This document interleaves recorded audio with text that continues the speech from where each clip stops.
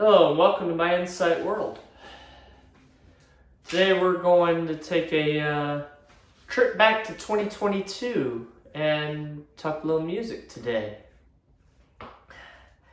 Today we are doing the worst list for the year-end Hot 100 from 2022. There's some real stinkers here, and there are some. There's a lot of good from 22, but there was a lot of bad.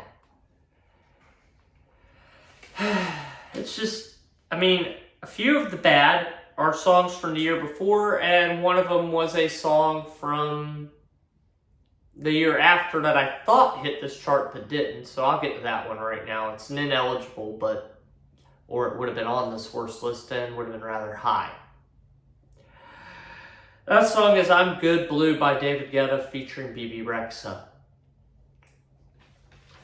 Bad sampling, bad feature artist, bad regular artist. David Guetta is an EDM hack, and BB Rexha is just bad. And of all things, it sampled the Eiffel 65 song Blue, which I already discussed on the 23 video on an ineligible, was also sampled badly by Nicki Minaj and Lil Uzi Vert for the song Endless Fashion. I don't know why we keep turning Eiffel 65's Blue into bad samples.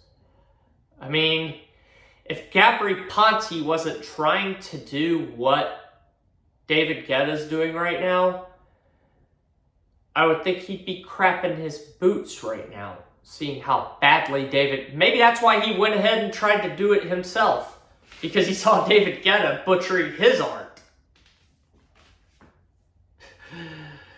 Oh, God.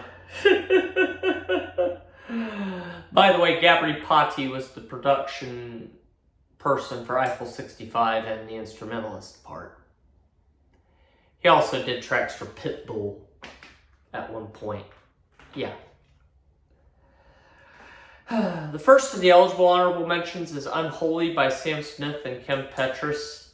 The first ever #1 track by two LGBTQ artists. Or I should say openly LGBTQ artists. And not only that, or I should say the first time a trans person has ever had a #1 hit. That's it, yeah. First time a trans person has ever been on a #1 hit. For those who are not in the know, Sam Smith, he considers himself a they. So, he was born male. He considers himself non-binary. And Kim Petras is a trans woman. And I have seen what she looks like, so I will classify her as a she. She looks like a woman, talks like a woman, acts like a woman. Has a very big following in the LGBTQIA plus community. This was supposed to be her big crossover, but her and Sam Smith have no chemistry and the collaboration just doesn't work. If it weren't for the fact that I was a huge Sam Smith fan, this song would have hit the worst list, period. It was bad. Also, the fact it was a bigger hit in 23, and it's just a song I wish hadn't carried over, but I know why it did. Next honorable mention, Trouble with a Heartbreak by Jason Aldean. I just was not a fan of the song. It just wasn't a very good song. It's one of those that uses a lot of reverb, uses a lot of production. It's just too much production in the song, and I never was a fan of Jason Aldean even before Try That in a Small Town. I just thought he was a bad country artist. I just don't like his style at all. He's just not very good. There were much better country artists that deserved his spot. Another honorable mention, By Dirt by Jordan Davis, Boyfriend Country. Probably the least offensive of the boyfriend country, but it's boyfriend country nonetheless. And this is basically the get married, buy dirt, put a house on it song. That's what it is. That's what it is. Next honorable mention, baby, please don't put me on the couch for this one. Luke Combs is the kind of love we make. Yeah, I don't see Luke Combs as the guy. I don't see Luke Combs as a sex god. I don't see him as. I really don't. I mean, I understand there are women that are attracted to Luke Combs, but it's just one of those things. It's like, dude, I can't imagine this. For one, the song's just not very good. I don't understand the appeal of Luke Combs. And he put out a couple of good songs in 24. Where the Wild Things Are is not horrible.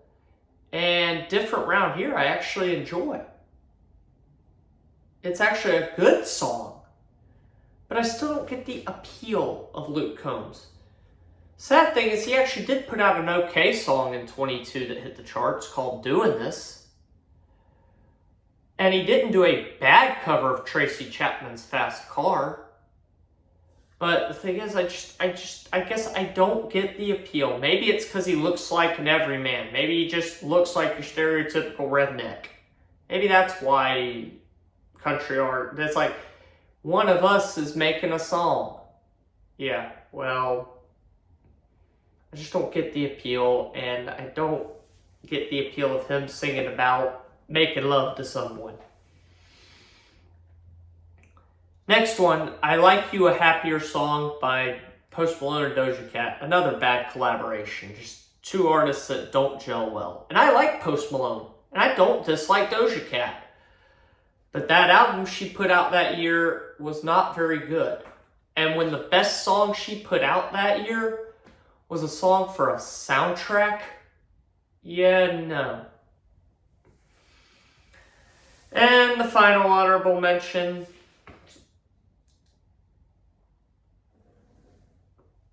I'm going to go with, this is second to last honorable mention, that's right. Another Doja Cat song, Woman. Feels like I'm listening to a Rihanna track circa mid-2010s. Just not my thing. And add on the fact, Doja Cat is not Rihanna. She's better when she's being her, and she is not a Rihanna. She did much better in 23 and 24. Let's just put it that way. Copying Rihanna was not her move. She found her way later on. And the final honorable mention is Shivers by Ed Sheeran. I'm not an Ed Sheeran person. Add on the fact he hasn't put anything out good since the mid-2010s. And I think Don't was the last song. Don't and Castle on the Hill were the last couple of songs of his I actually liked. I did not like Shape of You, and I haven't liked anything since Shape of You. Ed Sheeran has just been bad for the last 7 or 8 years. Like, he's been phoning it in. He isn't a good collaborator. Even Marshall Mathers couldn't make me like an Ed Sheeran guest verse. And Taylor Swift is never going to like me, and never going to make me like a Ed Sheeran collaboration. So, yeah, expect those to be on honorable mentions for worst lists at least. But yeah, I already said what I felt about Ed Sheeran when I put Eyes Closed as a dishonorable mention. Add this to the dishonorable mentions for Ed Sheeran. Alright, number 10. We're going to get the list proper here. Number 10 is Boyfriend by Dove Cameron, which is basically an LGBT version of the Shawn Mendes song Treat You Better. Meh. Very meh. The instrumental's catchy, but that's the only good thing about the song. The lyrics are bad.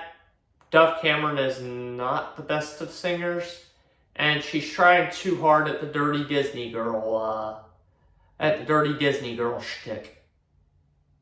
By the way, for those who don't know, Dove Cameron was in Liv and Maddie. She played both twins, by the way. But yeah, apparently she is bisexual, and this is basically the lesbian version of Treat You Better, which I will put on a worst list for that year. That's all I gotta say about that. Number 9.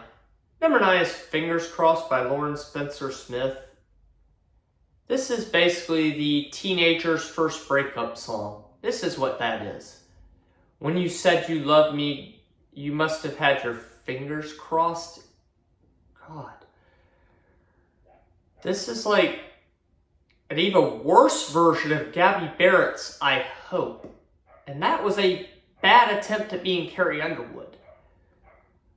What do these people have in common? Oh yeah, American Idol. Or some sort of talent show. That's how they were all discovered.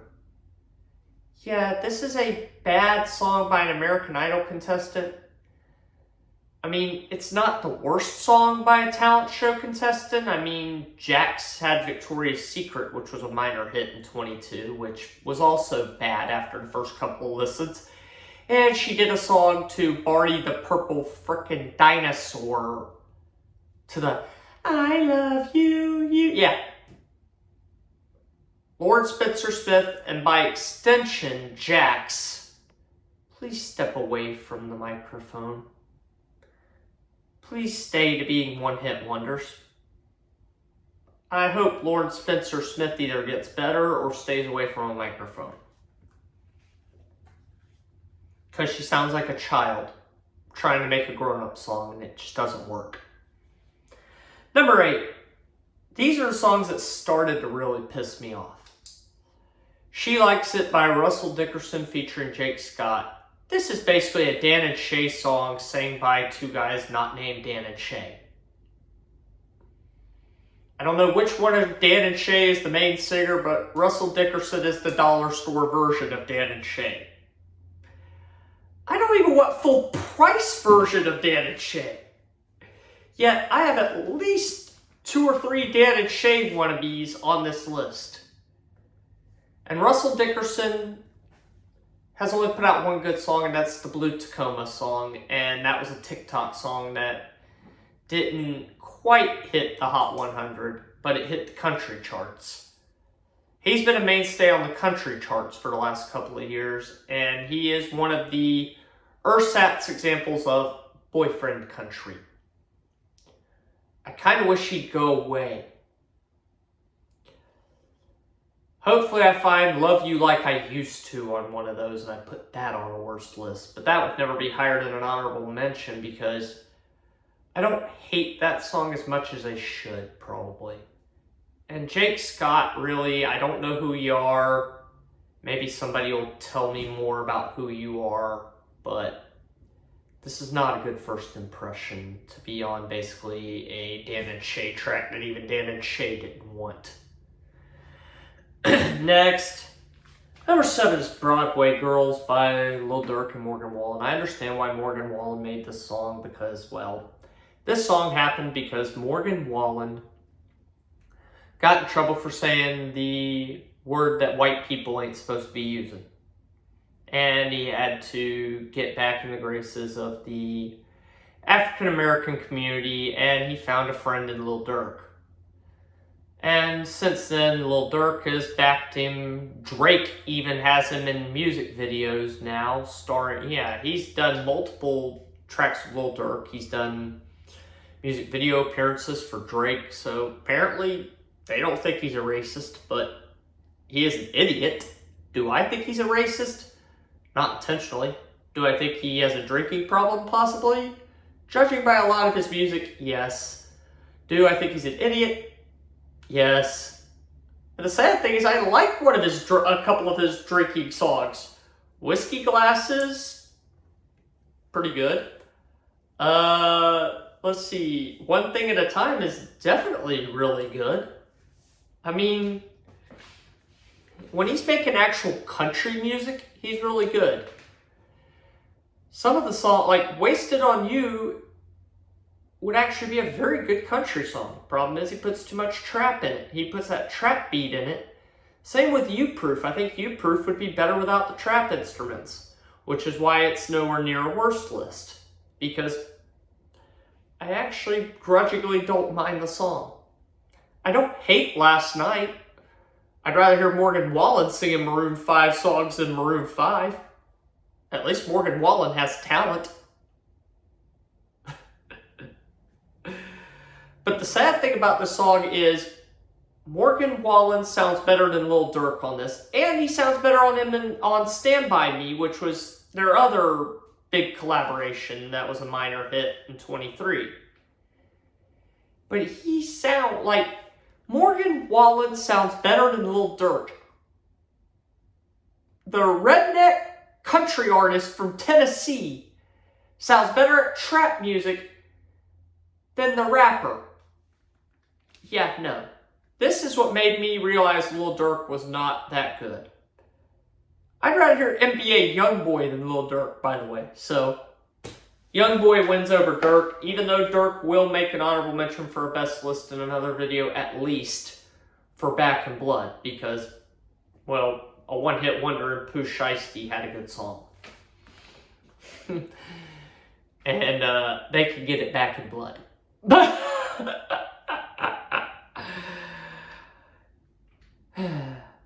Next song is, at number 6, is Like I Love Country Music by Kane Brown. Once again, another Dan and Shay song not sang by Dan and Shay. I'm getting sick of these boyfriend country artists and wuss music. Poorly done. I'm getting sick of poorly done wuss music by Nashville. I'm so glad people like Eric Church and Chris Stapleton and Benson Boone and Zach Bryan are around now. At least they make good country music. Or a Steven Sanchez, who I hope is not a one-off, who makes good romantic music. Or, say, a guy like Noah Kahan, who may be the next great folk musician. I mean, I was a huge fan of Bon and the Shins when I was younger. So, hey, I could use another Bon or the Shins, or National, or something like that. And Noah Kahan is the replacement for that. Is the current day version of that to me. Or he may be the current day version of OAR, which that's from my teenage years and from my brother's young adult years. In fact, that's how I learned about OARs for my brother. He's also possibly the next Dave Matthews. But here's the thing. Kane Brown is none of those. Kane Brown is a bad boyfriend country singer who it's a poorly written song, poorly sang song, sounds like wuss music. And not only that, you had the gall to invoke Johnny and June Cash in a country song that sucks. You besmirched the name of two artists that are a million times better.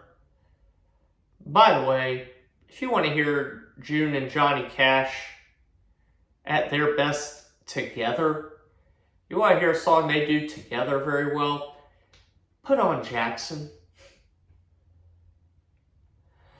I'd like to hear Jackson a million times before I ever want to hear I Love Country Music. That's bad. It was just bad.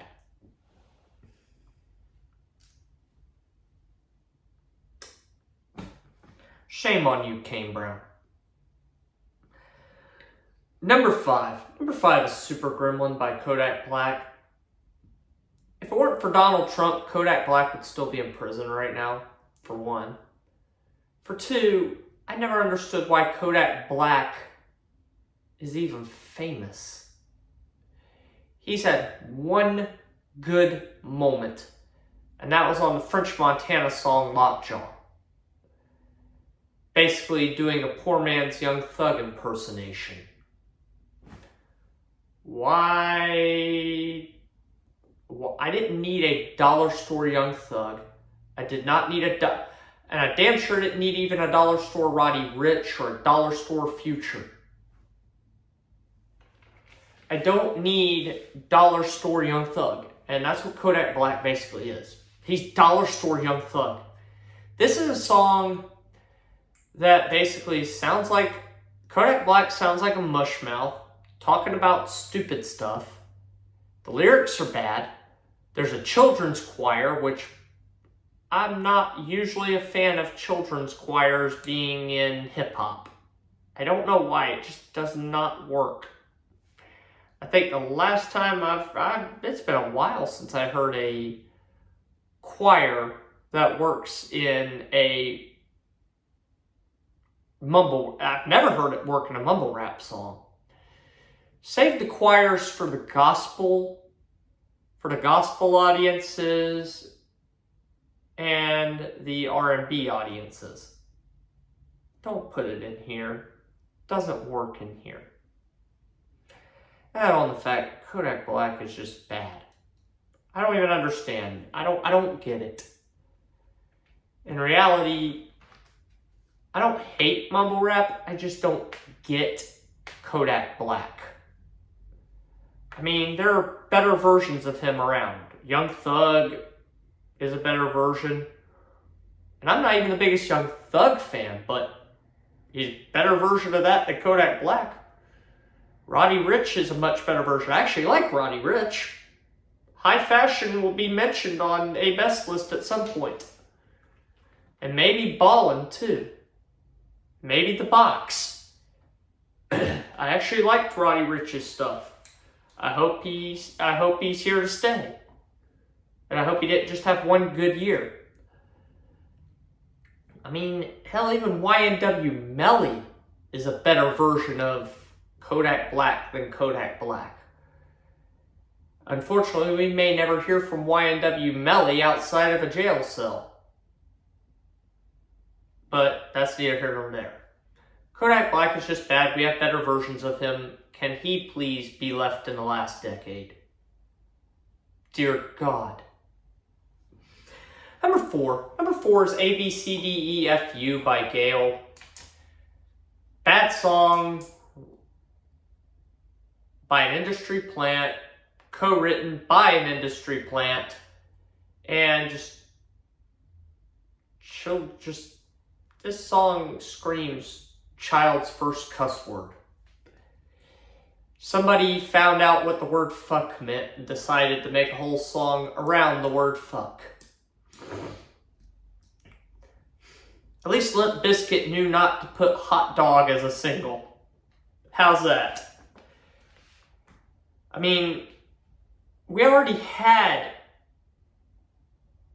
a song from my teenage years by an act called Amon called Fuck It. We didn't need...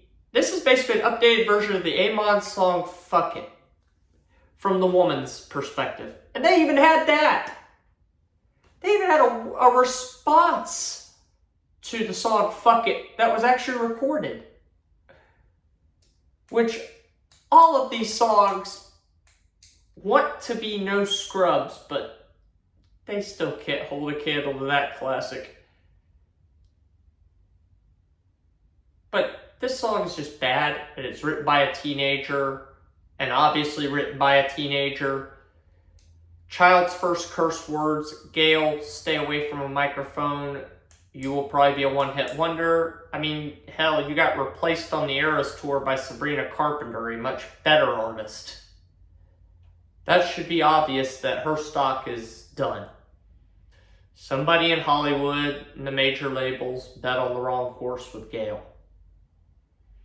She will hopefully be banished to one-hit wonderdom. She has yet to have another hit or even another song sniff even the bubbling under. So I'd say unless she comes out with something a lot better in the next few years, I think she's going to stick to a one-hit wonder, and I don't think we're going to be hearing from Gale again. Number three is Big Energy by Lotto. Yeah, this is a Dr. Luke track, and a bad one. Got that big dick energy, yeah. First off, the obvious sample, and it's an insult to the sample. Sample, by the way, for those of you who don't know this song, is a song from 1980 by an act called the Tom Tom Club called Genius of Love. One of the best early electronica tracks of all time. One of my favorite samples of all time. I mean, Genius of Love is an amazing song. By the way, if you've never heard the original version of Genius of Love by the Tom Tom Club, instead of listening to Big Energy, listen to the original. Or if you are going to listen to a song that samples Genius of Love, at least go with Mariah Carey's Fantasy or Grandmaster Flash and Fab Five Freddy's The Message. At least go with something like that. I mean, another song that, well, that one sampled there was a song in 23 that I already talked about that was bad, Coil Ray's Players, that sampled Grandmaster Flash and the Furious Five featuring Fab Five Freddy's The Message, which samples part of Tom Tom Club's Genius of Love. That was also bad. But if you're going to listen to that, either listen to the Grandmaster Flash track or listen to Mariah Carey's Fantasy, which features the ODB. If you're going to listen to something that samples Tom Tom Club's Genius of Love. And for those who don't know, Tom Tom Club was Chris Frantz and Tina Weymouth from the Talking Heads. So it's a song from a Talking Heads side project. I would much rather listen to the Tom Tom Club and Talking Heads than I would Lotto any day of the week. And I'm actually a fan of the Talking Heads. I like the Talking Heads. I'm glad people are figuring out Psycho Killer is a good song. I mean, Burning Down the House and Once in a Lifetime have been... I mean, I think Once in a Lifetime was their biggest hit in the end. But still, they had a couple of big hits. But arguably the biggest hit for any of the incarnations of, Tom Tom Club and Talking Heads was Genius of Love. In fact, Tom Tom Club had another minor hit, Wordy Rapping Hood. So if you want to check them out, they're really good. Check them out. And I mean it. Don't give Big Energy the time of day.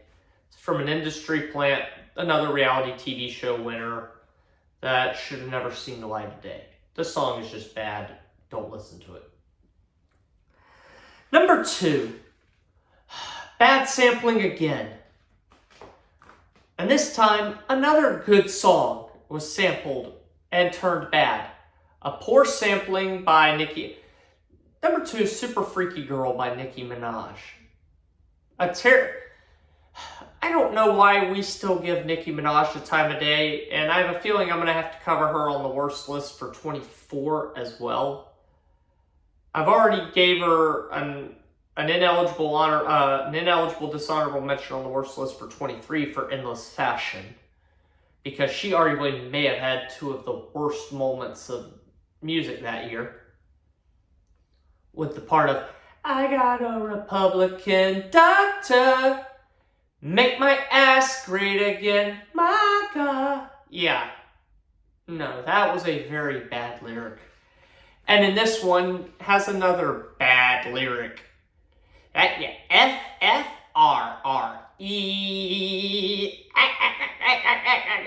Yeah. Free ack. Help me. Rick James is rolling in his grave right now. I'm just glad the estate of Rick James is getting paid.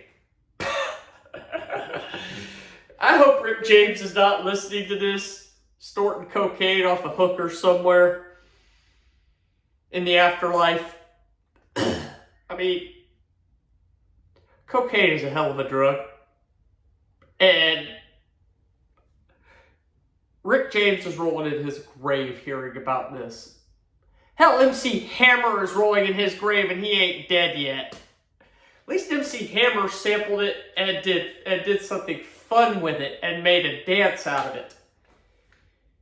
At least he made something fun out of Rick James's Super Freak. By the way, for you kids that don't know who Rick James is, listen to Rick James. Not only listen to Rick James, but also watching the Chappelle Show would also be fun. He's actually, funny thing is, Rick James is actually is one hell of a character. And he has a lot of humorous moments on the Chappelle Show hanging with Charlie Murphy.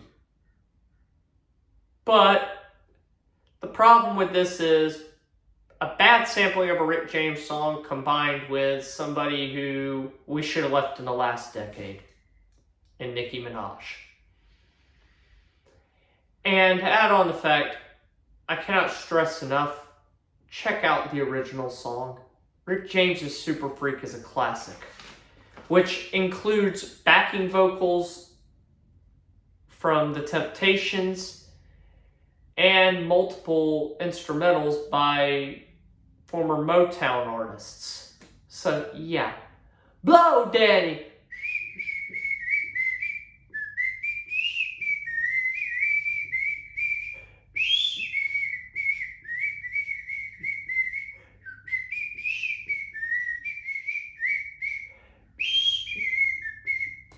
Yeah. That's, by the way, from the song it samples. And it's one of the most fun parts you'll ever hear on a Rick James song. And that's saying something, because Rick James is a lot of fun to listen to. Cocaine may have been a hell of a drug, but it made Rick James a hell of an artist. I just wish he was still alive to basically talk shit to Nicki Minaj. Finally, number one. Yes, there was a song worse than Super Freaky Girl. And it comes from one of my least favorite genres, aka boyfriend country. Number one is Take My Name by Parmalee. Yes, I realize it was in the bottom part of the Hot 100, but God almighty. For one, I live in the South. So I've had to hear this song way more than I really want to. It is bad. It has probably been played at every bad wedding. Been played by every crappy TikTok romantic part. This is, as I said, another Dan and Shay song, not by Dan and Shay. And I think Parmalee started out as a rock band and then ended up becoming a boyfriend country act when they figured out they couldn't sell as a rock band, but turned out, oh, you can make a lot of money singing stuff that other people write. Yeah. This is just bad. And I mean, it is annoying, it's bad, it's wuss music of the worst kind. And take my name and make me... It's boring, it's bad, it's terrible, it sucks. I don't understand why this became one of the biggest, wedding songs, romance songs. It's boring. If somebody played this to me, I'd be wondering what I did wrong. This is a bad wedding song. And I mean a really bad wedding song.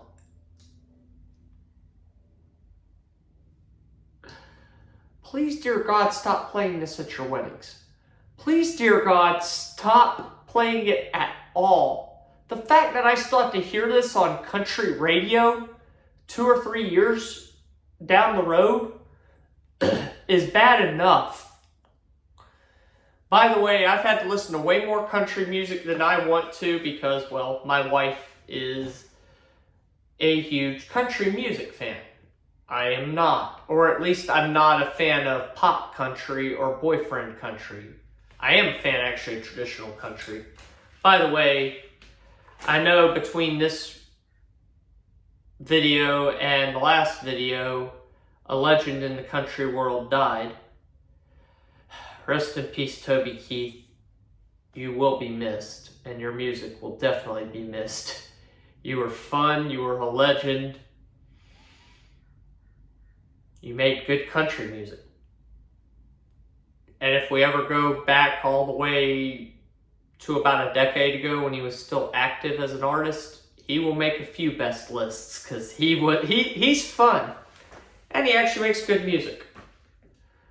But yeah, Parmalee, I've had to listen to that song way more than I really want to. I didn't even want to listen to it past the first listen or two. This is just bad. And it's not that I don't like romantic songs, I just don't like them when they're done terribly. This is boyfriend country at its worst. This is a bad Dan and Shay song. And trust me, Dan and Shay will make the worst list. If I go back to 21, they will make the worst list on that one. Because there's a song in there that is really bad. That I really am waiting to dissect. And in all honesty, I'm waiting to dissect Save Me the Trouble if it hits the year end for 24. It's that bad. I'm sick of these wusses trying to pass themselves off as, fake boyfriend material. And in all reality, that's all I have to say about that. I want to thank you for tuning into this video. Like, comment, subscribe if you would like to hear more. And thank you for taking a trip into my insight world.